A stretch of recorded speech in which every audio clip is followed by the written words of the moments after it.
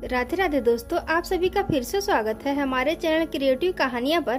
पहले और दूसरे वीडियो में हमने कलयुग के आगमन और राजा परीक्षित के मृत्यु से लेकर जन्मेजय के मृत्यु के बारे में बात की। उनकी मृत्यु किस प्रकार हुई और किस तरह राजा जन्मेजय के मृत्यु के पश्चात उनकी आत्मा को नागों द्वारा नागलोक में कैद कर लिया गया। अब आइए हम अगले पड़ाव की ओर चलते हैं। जब मत्स्येंद्र नाथ ने घोर साधना की और गुरु गोरखनाथ को जीवन दिया, फिर उसके बाद गुरु गोरखनाथ ने जन्मेजय की आत्मा को नागलोक से छुड़ाया और एक महान शासक का कलयुग में आगमन हुआ। उसके पहले हम ये जान लेते हैं कि गुरु गोरखनाथ का जन्म कैसे हुआ। आइए विस्तार से इसका श्रवण करते हैं। एक बार गुरु मत्स्येंद्र नाथ भिक्षा लेने एक घर के बाहर पहुँचे। गुरु मत्स्येंद्र नाथ ने आवाज लगाई, भिक्षाम देहि। तभी एक महिला खाली हाथ ही घर के बाहर आई और कहा, भोजन नहीं है। तब मत्स्येंद्र नाथ ने कहा, कुछ बासी या बच्चों द्वारा छोड़ा गया भोजन ही दे दीजिए। तब उस महिला के आंखों से अश्रु धारा बहने लगी, क्योंकि वह महिला बांझ थी। गुरु से यह देखा न गया और गुरु मत्स्येंद्र नाथ ने पुत्र प्राप्ति होगी बोलकर आशीर्वाद के रूप में प्रसाद उस महिला को खाने के लिए दे दिया। लेकिन कुछ लोगों ने महिला को भड़काया कि उसे उसका सेवन नहीं करना चाहिए, इसमें जादू टोना हो सकता है। डर के मारे उस युवती ने वह प्रसाद पास ही बने एक गोबर के ढेर में फेंक दिया। इसके ठीक 12 वर्षों बाद गुरु मत्स्येंद्र नाथ ने फिर वहां लौटे और उस महिला से उसके पुत्र के बारे में पूछा, तो महिला ने गुरु से झूठ बोल दिया कि उसे कोई पुत्र नहीं हुआ। तभी गुरु मत्स्येंद्र नाथ ने जोर से पुकारा तो 12 वर्ष का एक तेजवान बालक गोबर के ढेर से निकलकर सामने आया। गोबर में जन्म होने के कारण उन्हें गोरखनाथ की उपाधि दी गई। जिसके बाद उस महिला ने डरते डरते सारा वृत्तांत गुरु को कह सुनाया और गुरु मत्स्येंद्र नाथ से अपनी भूल की माफी मांगी। गुरु ने उसे क्षमा तो कर दिया, किंतु महिला के बहुत आग्रह करने के बाद भी गुरु नहीं माने और गोरखनाथ को अपने संग ले चले। और इस प्रकार गुरु गोरखनाथ जी को गुरु के रूप में गुरु मत्स्येंद्र नाथ से शिक्षा और दीक्षा ग्रहण करने का सौभाग्य प्राप्त हुआ। एक दिन गुरु गोरखनाथ राजस्थान में राजगढ़ के पास स्थित दंतेखेड़ा गांव यानी ददरेवा में आ पहुँचे और गांव के एक टीले पर अपनी धुनी लगाई और तपस्या करने लगे। इसी स्थान पर चौहान राजवंश के राजा जेवर जी और घेवर जी का महल था। उनकी 2 रानियों का नाम बाछल और काछल था। माता बाछल और काछल दोनों जुड़वा बहनें थी। उन्हें कोई संतान नहीं थी। माता बाछल दयालु और शांत स्वभाव की थी और ज्यादातर समय भगवान की पूजा अर्चना में ही लीन रहती।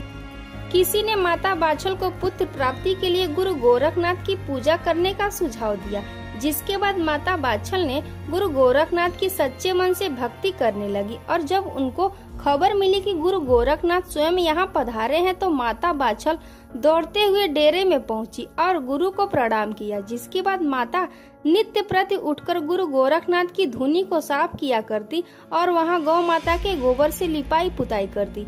गुरु जी माता बाछल की तपस्या को देखकर बहुत प्रसन्न हुए और माता बाछल से कहा, कल प्रातः काल हम यहाँ से प्रस्थान करने वाले हैं, अतः आप कल सुबह यहाँ जल्दी आए, हम आपको पुत्र प्राप्ति हेतु आशीर्वाद देंगे। माता बाछल खुशी खुशी महलों में लौट आई और सारी बात अपनी बहन काछल को कह सुनाई।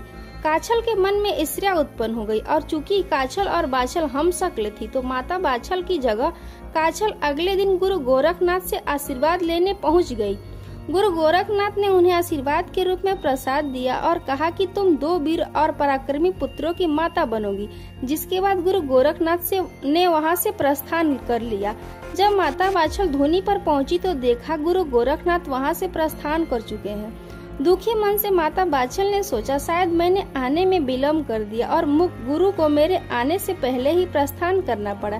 जिसके बाद माता बाछल ने गुरु से आशीर्वाद मांगने की प्रबल इच्छा से गुरु गोरखनाथ के पद चिन्हों का पीछा करना शुरू कर दिया। कई मीलों की दूरी तय करने के बाद माता गुरु गोरखनाथ के पास पहुंची और जब गुरु गोरखनाथ ने माता से पीछा करने का कारण पूछा, तो माता ने उनसे आशीर्वाद देने की बात कही।